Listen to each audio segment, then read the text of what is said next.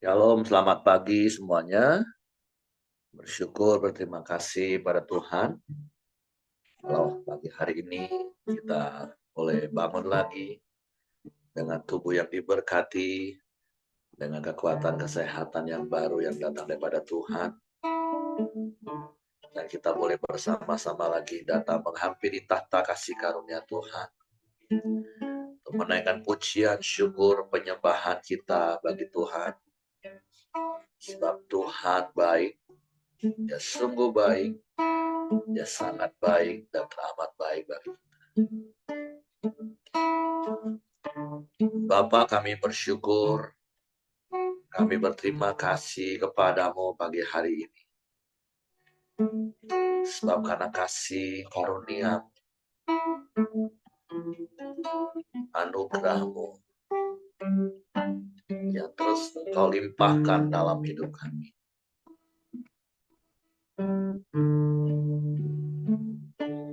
Kami ada semua karena anugerah. Sebab itu kami mau terus bersyukur kepada kami memujimu, meninggikan, mengagungkan. Terpujilah namamu.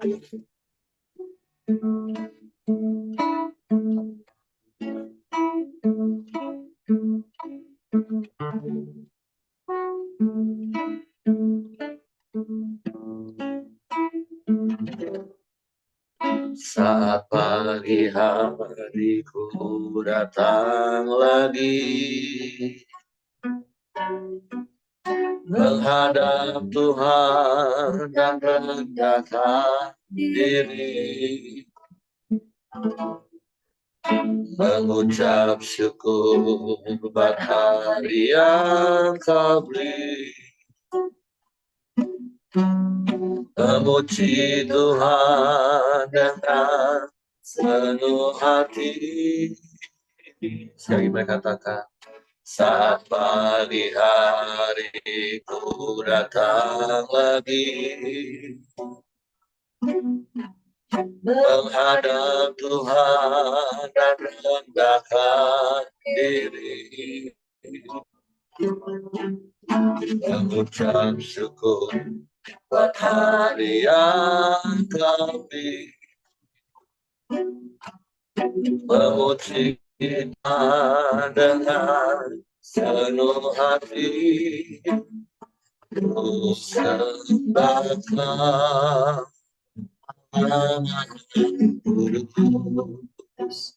ku tinggikan Allah Maha Tinggi, ku serahkan tubuh jiwa rohku dalam pimpinanmu Tuhan.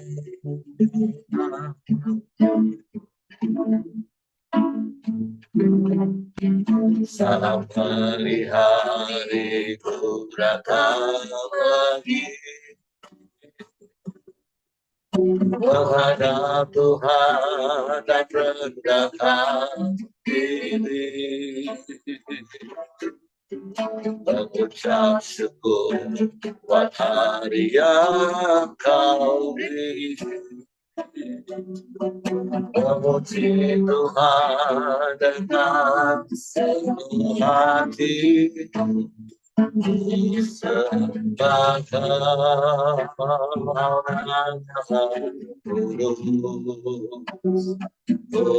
tinggikan Allah Maha Tinggi, ku serahkan jiwa rohku dalam pimpinanmu Tuhan.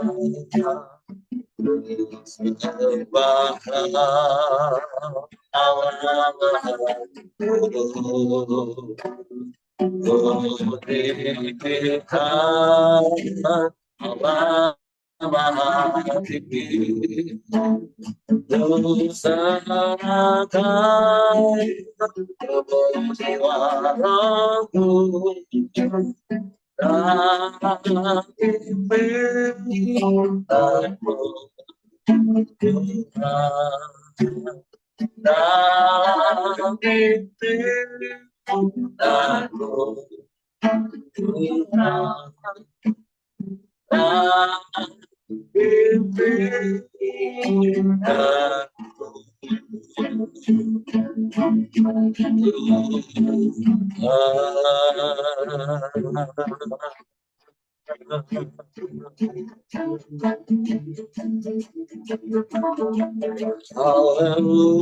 impianku dan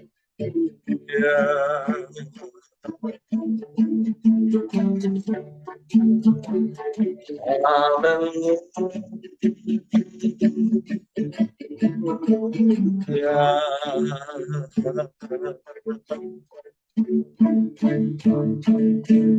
Kami bersyukur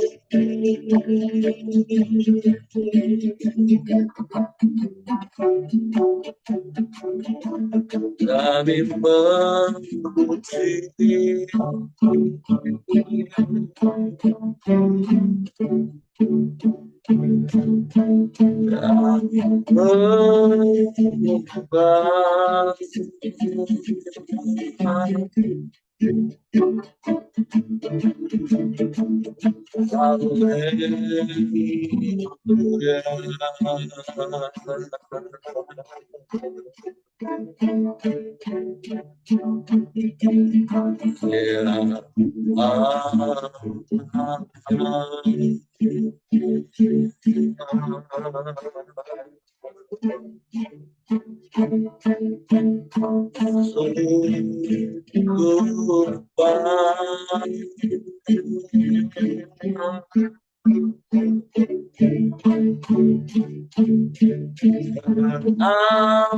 amat baik Engkau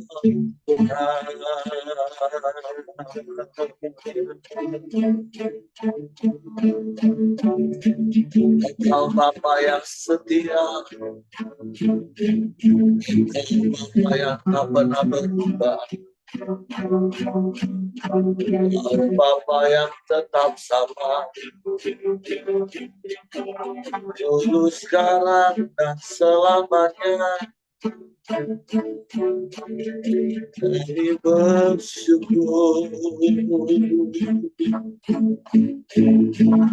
kami bersyukur. Terima kasih.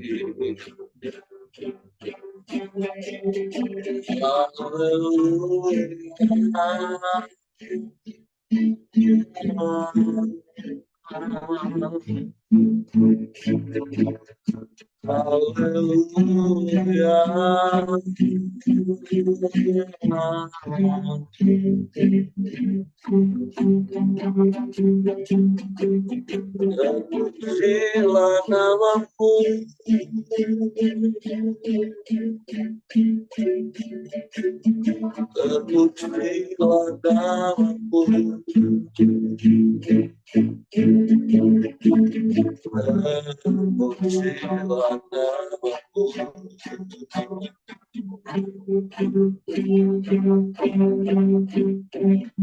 Hanya Engkau yang layak dipuji, disembah.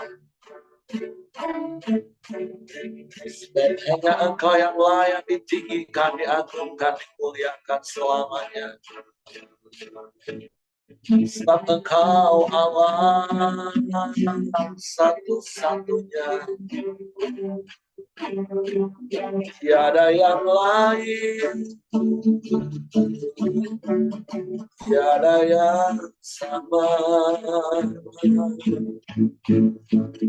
tiada yang sepertimu.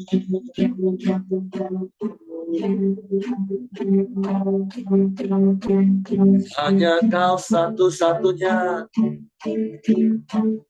Untuk kepadamu hati kami percaya, hanya kepadamu kami mempercayakan seluruh hidup kami.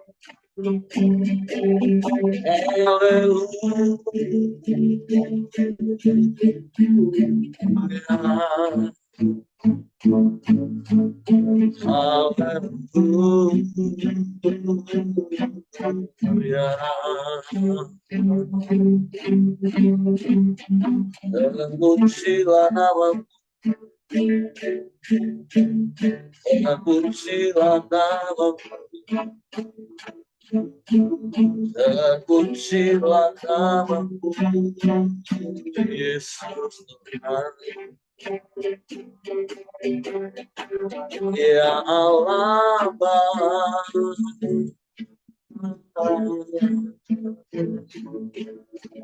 ya Allah Bapa,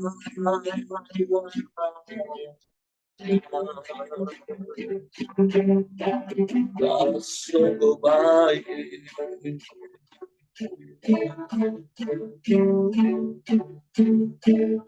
teramat baik, selalu baik,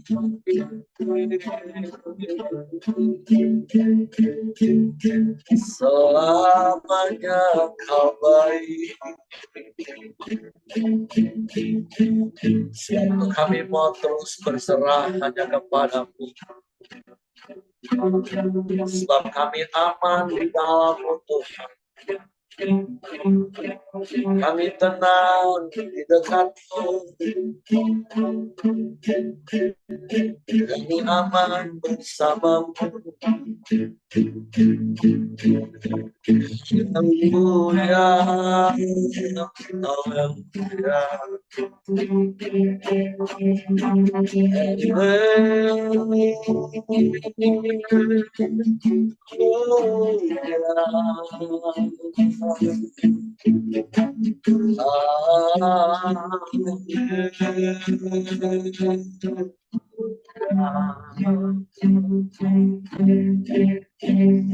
terpujilah namamu,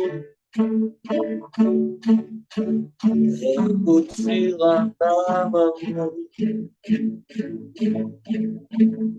Yesus Tuhan.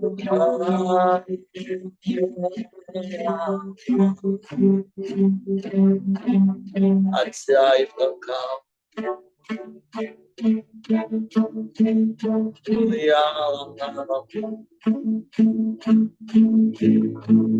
Kami bangga punya Bapa yang seperti-Mu.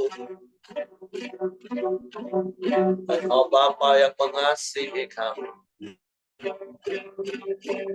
Engkau Bapa yang tidak pernah meninggalkan. Engkau tidak pernah membiarkan kami. Engkau selalu ada bersama kami. Terima kasih.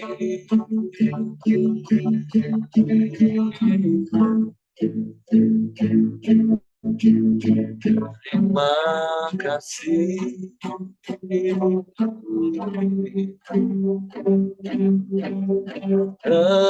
Terpujilah namamu, terpujilah namamu, terpujilah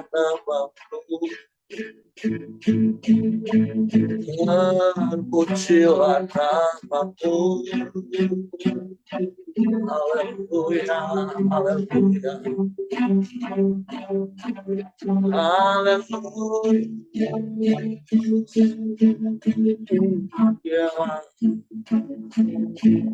Terima kasih.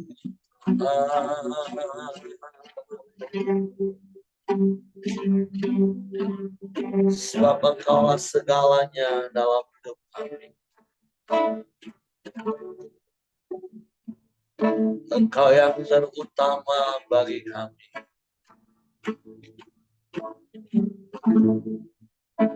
Terpujilah namamu, terpujilah namamu, Kami menyembah, kami menyembah, kami memuji, meninggikan nama-Mu, Yesus Tuhan, Yesus Tuhan. Haleluya, haleluya, haleluya.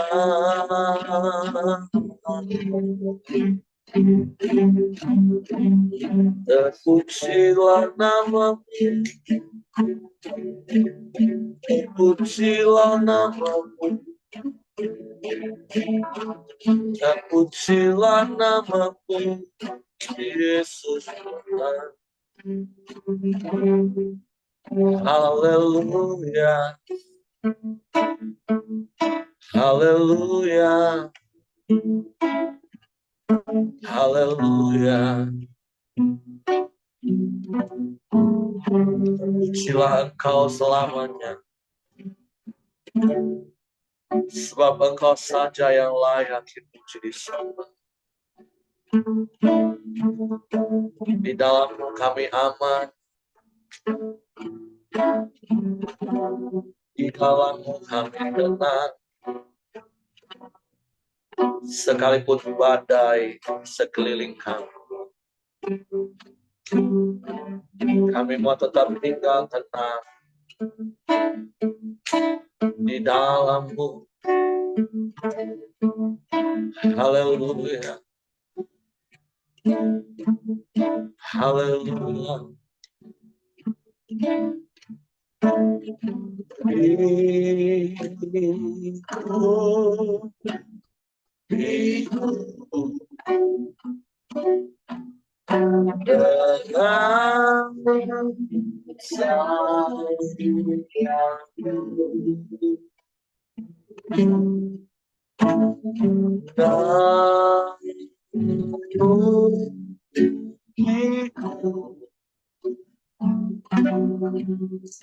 Dengan kuasa. Sekali mereka terangkan.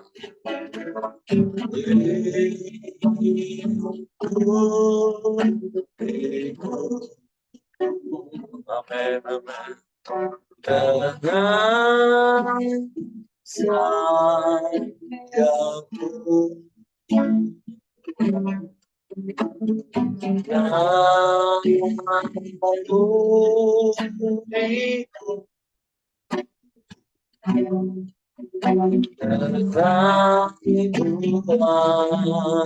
sayangmu, di saat badai menggelapkan, ku akan terbang bersamamu, Bapa dan Raja atas semesta. Ku tersembah Allahku.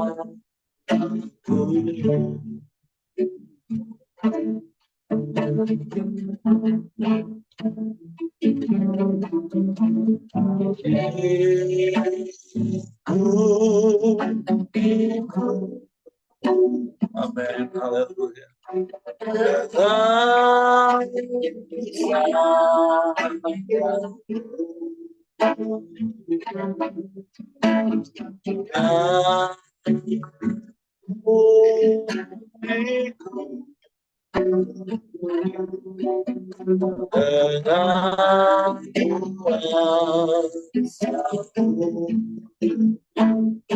Insan badai bergelora,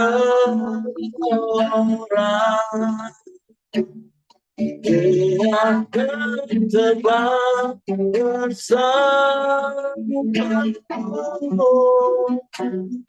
Bapa dan Raja atas besar, teras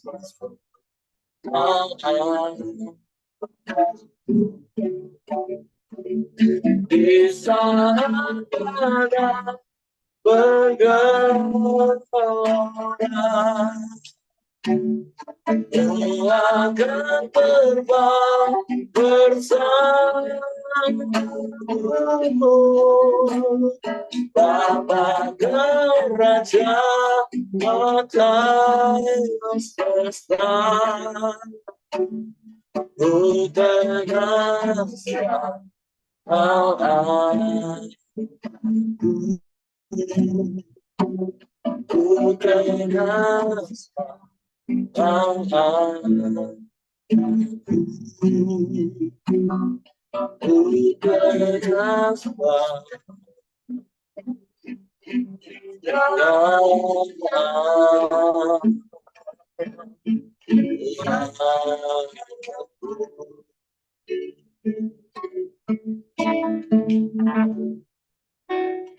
Kami tetap tinggal tenang di dalam-Mu, Tuhan. Sekalipun badai bergelora di sekeliling kami. Sebab Engkau yang melingkupi kami, Engkau yang menaungi kami dengan kasih dan kuasa. Sebab itu hati kami tetap tenang dan kami mau terus menikmati di dalam-Mu. Bapak, pagi hari ini kami siapkan hati kami untuk firman. Roh Kudus, tolong kami untuk mengerti dan memahami firman. Sehingga kami percaya firman. Dan kami melakukannya dalam hidup kami. Sambut firman-Mu dalam nama Yesus. Haleluya. Haleluya. Amin.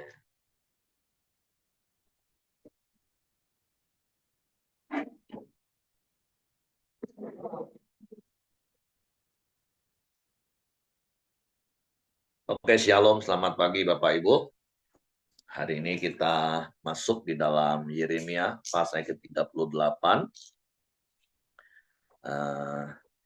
Perikop yang pertama ini adalah sambungan dari pasal yang ke-37. Kita belajar bagaimana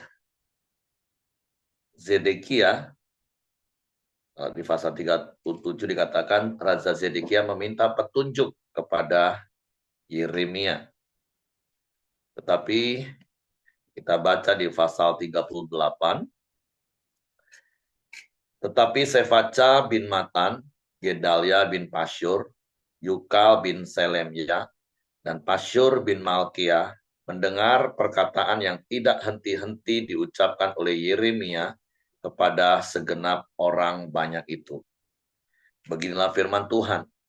Siapa yang tinggal di kota ini akan mati karena pedang, karena kelaparan, dan karena penyakit sampar.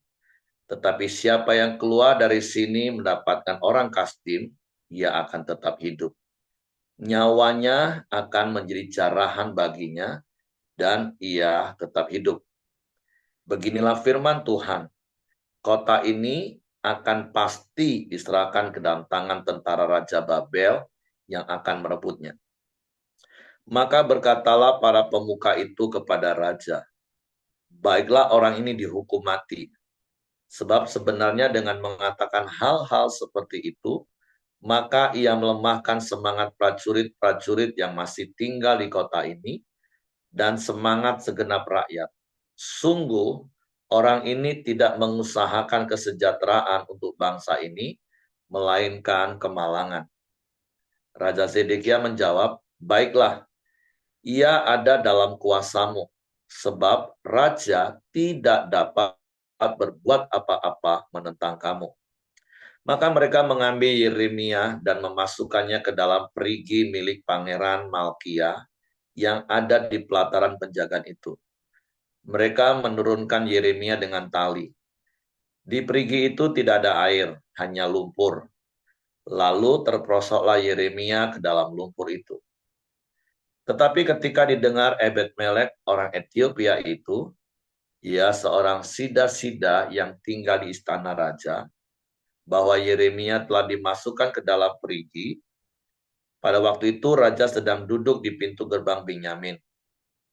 Maka keluarlah Ebed-Melek dari istana raja itu, lalu berkata kepada raja, "Ya tuanku raja, perbuatan orang-orang ini jahat dalam segala apa yang mereka lakukan terhadap Nabi Yeremia, yakni memasukkan dia ke dalam perigi. Ia akan mati kelaparan di tempat itu, sebab tidak ada lagi roti di kota." Lalu raja memberi perintah kepada Ebed-Melek orang Ethiopia itu, katanya, "Bawalah 3 orang dari sini dan angkatlah Nabi Yeremia dari perigi itu sebelum ia mati." Ebed-Melek membawa orang-orang itu dan masuk ke istana raja, ke gudang pakaian di tempat perbendaharaan. Dari sana ia mengambil pakaian yang buruk-buruk dan pakaian yang robek-robek, lalu menurunkannya dengan tali kepada Yeremia di perigi itu. Berserulah Ebed-Melek orang Ethiopia itu kepada Yeremia, "Taruhlah pakaian yang buruk-buruk dan robek-robek itu di bawah ketiakmu sebagai ganjal tali." Yeremia pun berbuat demikian. Kemudian mereka menarik dan mengangkat Yeremia dengan tali dari perigi itu. Demikianlah Yeremia tinggal di pelataran penjagaan itu. Nah, apa yang bisa kita pelajari dari kisah ini, Bapak Ibu? Kita sudah belajar dari pasal-pasal sebelumnya. Kalau dari sisi Yeremia, Yeremia sebagai nabi Tuhan, dia tetap konsisten dengan apa yang Tuhan suruh dia sampaikan. Bahkan di beberapa pasal yang lalu kita sudah pernah baca, bahkan Yeremia sudah pernah katakan selama 23 tahun berkali-kali berulang-ulang pesan yang sama Yeremia sampaikan kepada raja-raja Yehuda. Pesannya jelas, yaitu bahwa Yehuda harus menerima disiplin dari Tuhan untuk ditawan di Babel selama 70 tahun. Sebagai bentuk konsekuensi karena mereka melalaikan 70 kali tahun Sabat. Nah, sekali lagi dari sisi Yeremia, dia konsisten, dia tetap menyampaikan apa yang Tuhan pesankan kepadanya, kepada raja-raja Yehuda. Bukan saja kepada Zedekia tentunya, bahkan kepada raja sebelumnya. Nah, dari Yeremia kita mau belajar menjadi pribadi yang tetap konsisten dengan yang namanya firman Tuhan. Karena firman Tuhan itu ya dan amin. Firman Tuhan itu tidak berubah. Firman Tuhan itu absolut. Jadi, mari setiap kita berpegang teguh pada firman Tuhan. Kita menjadikan firman Tuhan itu sebagai sebuah prinsip dalam hidup kita. Nah, sesuatu kalau menjadi prinsip dalam hidup kita, ya sesuatu itu adalah hal yang tidak akan tergoyahkan, tidak akan tergantikan oleh apapun juga. Walaupun tentu kita bisa baca kisah di kitab Yeremia, karena Yeremia konsisten untuk berpegang teguh pada apa yang Tuhan katakan, dia harus menerima risiko. Beberapa kali dia harus sempat dipukul, dia sempat dipenjara, dan kali ini dalam peristiwa ini dia harus diceburin ke sebuah sumur yang berlumpur. Tapi Yeremia tetap konsisten, Bapak Ibu. Nah, ini hal yang pertama yang perlu kita belajar dari Yeremia, bahwa kita menjadi pribadi yang konsisten berpegang teguh kepada firman Tuhan. Karena sekali lagi firman Tuhan itu ada Allah sendiri, Allah itu kekal, Allah itu nggak berubah, dan dia mutlak kebenarannya. Jadi mari berpegang teguh kepada firman Tuhan. Sekalipun sekali lagi saya katakan, sekalipun ada risiko yang harus kita tanggung sebagai akibat ketika kita konsisten memegang firman Tuhan. Nah, hal yang kedua yang kita bisa belajar dari tokoh di dalam perikop ini dan pasal sebelumnya, karena yang saya katakan tadi ini adalah sebuah sambungan dari pasal 37, pembelajaran menjadi peringatan bagi kita, janganlah kita menjadi seperti Raja Zedekia, orang yang nggak punya prinsip, orang yang selalu gamang, orang yang selalu goyah. Dia minta pendapat kepada Yeremia, dan Yeremia tetap tegas katakan, kalian harus menyerahkan diri. Nah, sebelumnya kita baca bagaimana mereka mau berharap kepada Mesir, mereka mau meminta pertolongan kepada Mesir, dan Yeremia udah katakan nggak usah, lebih baik kalian menundukkan diri ke Raja Babel, ke bangsa Kasdim. Tapi sebentar dia berubah. Kemudian dia minta pendapat lagi kepada Yeremia. Tapi ketika orang-orang di sekelilingnya, di ayat yang pertama dari pasal 38 katakan tadi, tetapi Sefaca bin Matan, Gedalia bin Pasyur, Yukal bin Selemia, dan Pasyur bin Malkia mendengar perkataan yang tidak henti-henti. Yang saya katakan Yeremia itu konsisten, yang tidak henti-henti diucapkan oleh Yeremia kepada segenap orang banyak itu. Ayat 2 itu perkataan firman Tuhan. Ayat 4 katakan, maka berkatalah para pemuka itu kepada raja, baiklah orang ini dihukum mati, sebab sebenarnya dengan mengatakan hal-hal seperti itu, maka ia melemahkan semangat prajurit yang masih tinggal di kota ini, dan semangat segenap rakyat. Sungguh orang ini tidak mengusahakan kesejahteraan untuk bangsa ini, melainkan kemalangan. Ayat 5 katakan, Raja Zedekia menjawab, baiklah, itu ada dalam kuasamu, sebab raja tidak dapat berbuat apa-apa menentang kamu. Nah, Zedekia adalah pribadi yang goyah, pelin-pelan, yang tidak mempunyai prinsip. Jadi ini sebuah peringatan bagi kita sebagai orang yang memegang tampuk kekuasaan, sebagai pengambil keputusan. Mari kita menjadi pribadi yang berani mengambil keputusan yang tegas, terlebih kalau kita disuruh memilih, kita mau mendengar firman Tuhan atau mau mendengar pendapat orang lain, tentu sekali lagi kita belajar seperti Yeremia tadi. Kita menjadi pribadi yang tunduk kepada firman Tuhan. Nah, berkali-kali bicara tentang keputusan, hidup ini adalah rangkaian dari keputusan demi keputusan yang harus kita buat. Bahkan ketika kita tidak membuat keputusan, itu pun adalah keputusan kita. Jadi jangan pernah menyalahkan orang dalam hidup ini, karena segala sesuatu itu ada di tangan kita. Jadi keputusan itu adalah keputusan kita.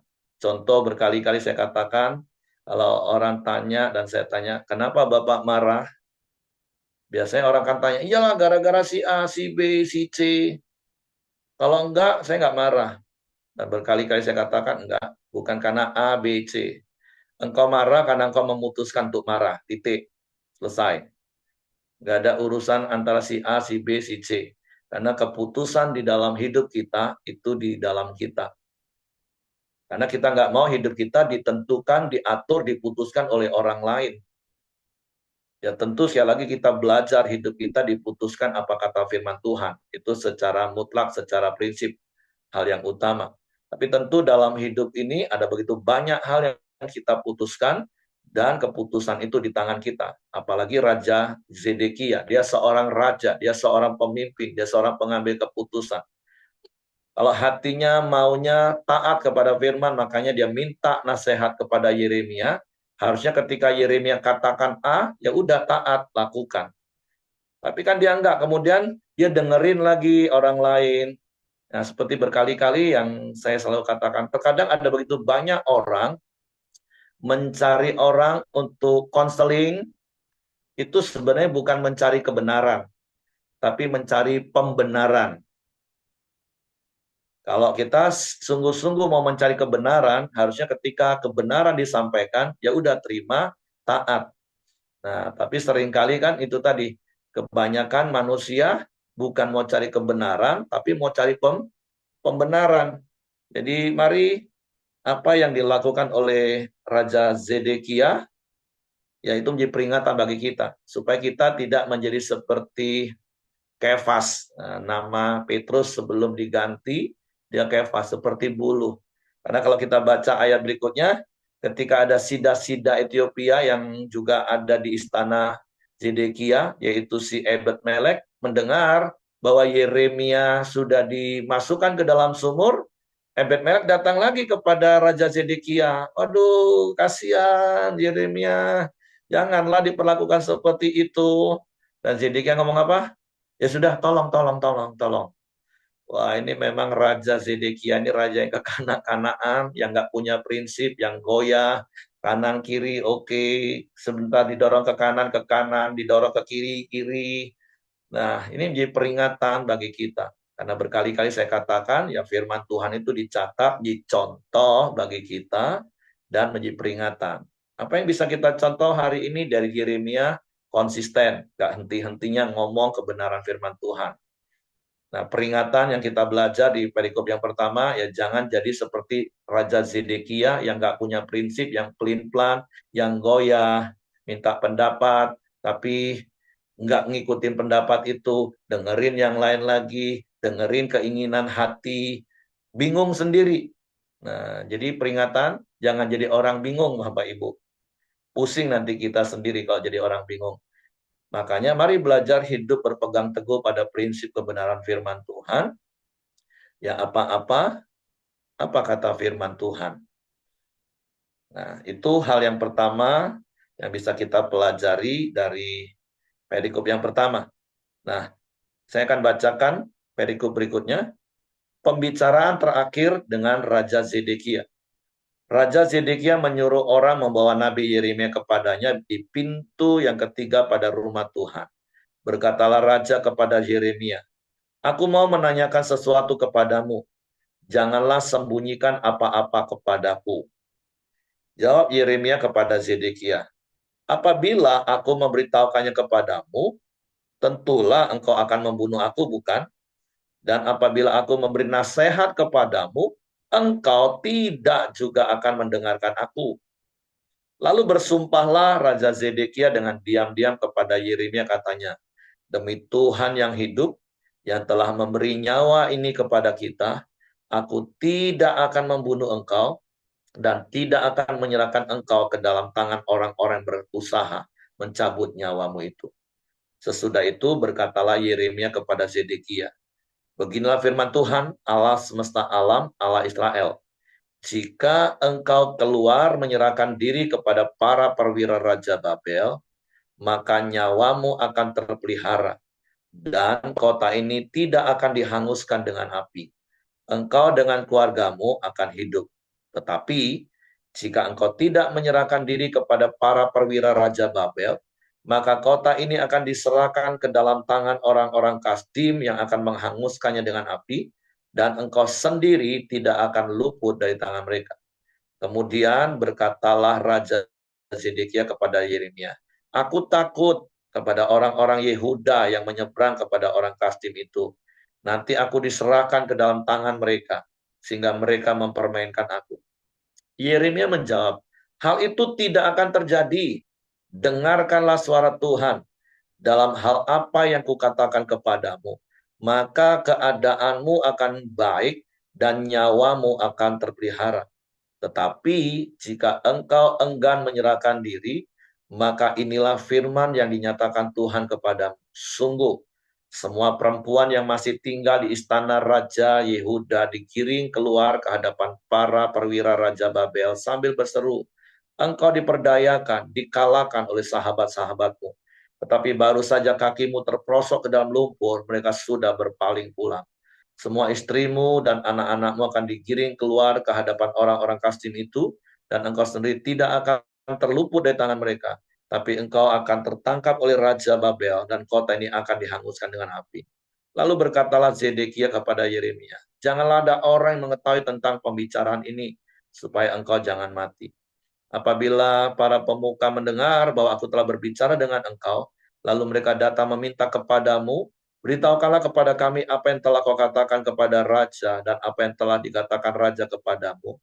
Janganlah sembunyikan kepada kami, supaya engkau jangan kami bunuh. Maka haruslah kau katakan kepada mereka, aku menyampaikan permohonanku ke hadapan raja, supaya aku jangan dikembalikannya ke rumah Yonatan untuk mati di sana. Memang semua pemuka itu datang bertanya kepada Yeremia, tetapi ia memberi jawab kepada mereka tepat seperti segala yang diperintahkan raja. Maka mereka membiarkan dia, sebab sesuatu pun dari pembicaraan itu tidak ada yang diketahui oleh siapapun. Demikianlah Yeremia tinggal di pelataran penjagaan itu sampai kepada hari Yerusalem direbut. Jadi sekali lagi, Zedekia yang gamang, yang penuh dengan kekhawatiran, karena terlalu banyak asumsi.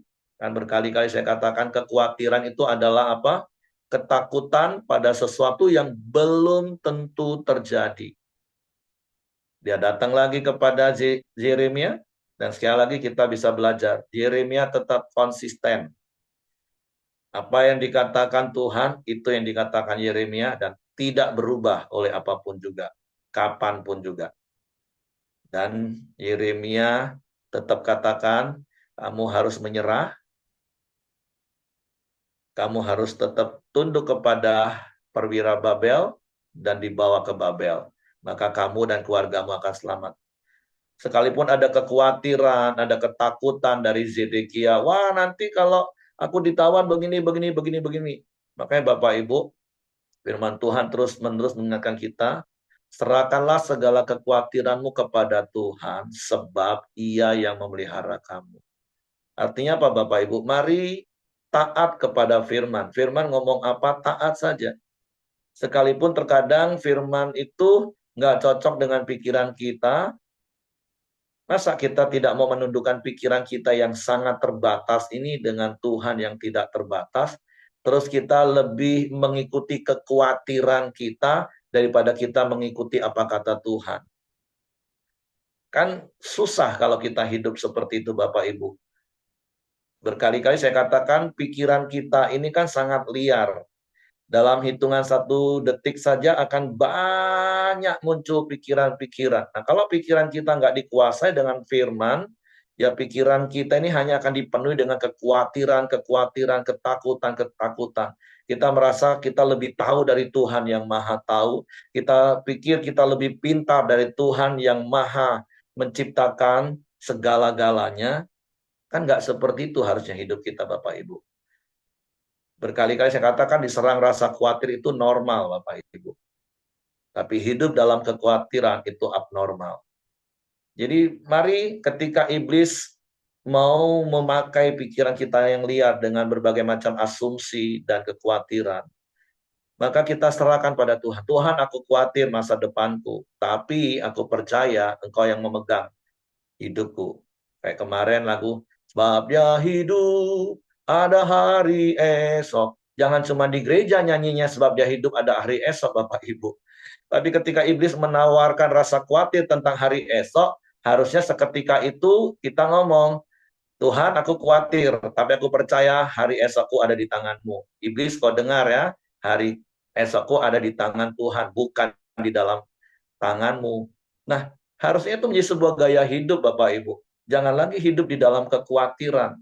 Walaupun sekali lagi saya katakan diserang rasa khawatir itu normal. Karena memang itulah kerjaan iblis dan itulah senjata paling ampuh dari iblis. Cuman itu senjata ampuh iblis Bapak Ibu. Dan masalahnya kita punya senjata yang lebih ampuh sebenarnya. Seperti Yesus mengalahkan tipu muslihat iblis dengan firman. Itu senjata yang paling ampuh. Tapi sayang sekali kalau banyak orang Kristen nggak menggunakannya Bapak Ibu. Tapi seperti khotbah saya kemarin, Kristen sejati ya pasti akan menggunakan senjata firman itu. Seperti Efesus pasal 6, Paulus nasihatkan kepada jemaat di Efesus, ambillah seluruh perlengkapan senjata Allah. Jadi mari Bapak Ibu kita belajar untuk menjadi pribadi yang teguh di dalam firman. Nggak goyah seperti Zedekia. Dan yang terakhir, Yeremia menjadi pribadi yang dapat dipercaya. Ketika Raja Zedekia berpesan, supaya engkau aman, Yeremia, nanti kamu ngomongnya begini. Kan ada prinsip ini, kita ini nggak perlu menjawab sesuatu yang nggak ditanya ke orang. Kita nggak bohong, tapi kita nggak perlu menjawab sesuatu yang orang nggak perlu tanya.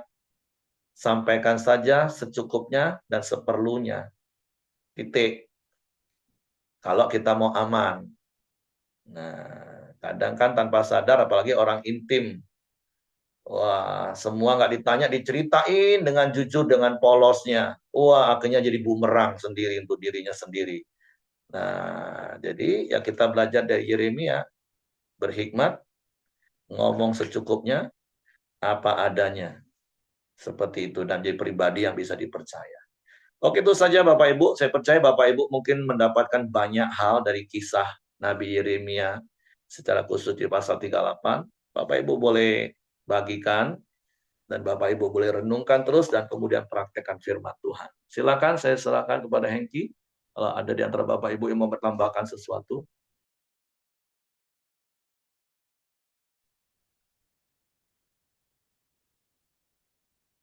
Ya, terima kasih Pak Heri. Kalau tidak ada, mari kita masuk dalam doa syafaat kita di pagi hari ini. Bapak yang baik, kami bersyukur buat kebaikan-Mu ya Tuhan. Terima kasih buat pagi hari yang indah ini ya Bapak. Terima kasih juga Tuhan buat pengorbanan-Mu, karya salib-Mu ya Tuhan, dan juga setiap kami juga dimenangkan atas kebangkitan-Mu ya Tuhan.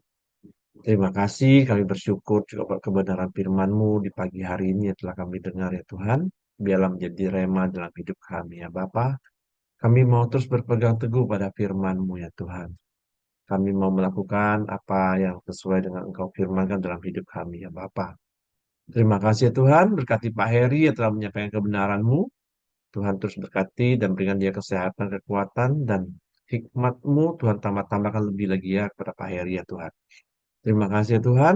Tuhan juga berkati istri dan juga anak-anaknya ya Bapa dimanapun mereka berada. Dan juga setiap kami yang hadir di pagi hari ini ya Tuhan. Tuhan berkati ya Bapa. Baik istri kami, suami kami, anak-anak, menantu, dan cucu kami. Tuhan berkati semua ya Tuhan. Biarlah Tuhan juga terus ada di tengah-tengah keluarga kami Tuhan. Apapun permasalahan dan keluarga kami percaya kami menaruh ke bawah tangan kuasa-Mu ya Tuhan. Engkau Allah yang menolong kami. Engkau Allah yang telah memberikan kami solusi yang terbaik ya Bapak. Dan juga Tuhan berkati usaha pekerjaan kami. Apapun yang kami kerjakan, Tuhan buat berhasil ya Bapak. Terima kasih ya Tuhan. Kami juga terus berdoa buat bangsa dan negara kami Indonesia. Tuhan terus berkati bangsa kami, memberikan damai sejahtera-Mu, sukacita-Mu atas bangsa ini ya Tuhan.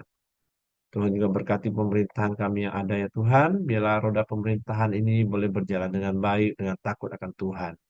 Dari setiap kepala-kepala daerah dan juga kepala pemerintahan kami. Biarlah mereka melakukan dengan takut akan Engkau ya Bapa. Tuhan berkati bangsa dan pemerintahan kami Indonesia ini ya Tuhan. Terima kasih. Mari kita masuk dalam doa Bapa kami.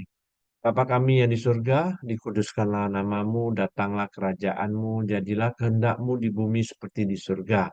Berikanlah kami pada hari ini makanan kami yang cukupnya, dan ampunilah kami akan kesalahan kami, seperti kami juga mengampuni orang yang bersalah kepada kami. Dan janganlah membawa kami ke dalam pencobaan, tapi lepaskanlah kami daripada yang jahat. Karena Engkaulah punya kerajaan dan kuasa dan kemuliaan sampai selama-lamanya. Amin. Silakan Pak Eri. Kami bersyukur buat hari baru yang Kau jadikan bagi kami. Dan kami percaya Kau menyediakan semua yang terbaik untuk kami nikmati hari ini bersama-Mu dan di dalam-Mu. Disebut itu kami serahkan hidup kami sepenuhnya ke dalam tangan kasih kuasa-Mu. Tutup bungkus kami dengan kuasa darah Yesus. Malaikat maka tempat tinggal kami, menyertai keluar masuk kami sepanjang hari ini, di dalam seluruh aktivitas kami, Dan biarlah hidup kami dituntun dan diteguhkan oleh kebenaran firman-Mu, dan Engkau dipermuliakan dalam hidup kami. Terima kasih Tuhan, terpujilah nama-Mu. Biarlah kasih karunia Bapa, damai sejahtera dari Yesus Kristus, serta pimpinan persekutuan Allah Roh Kudus menyertai kami sekalian, mulai saat ini sampai Maranatha, dia Yesus datang kali yang kedua. Di dalam berkat nama Tuhan, Yesus Kristus. Haleluya. Amin. Oke, semangat pagi, selamat beraktivitas, Tuhan memberkati.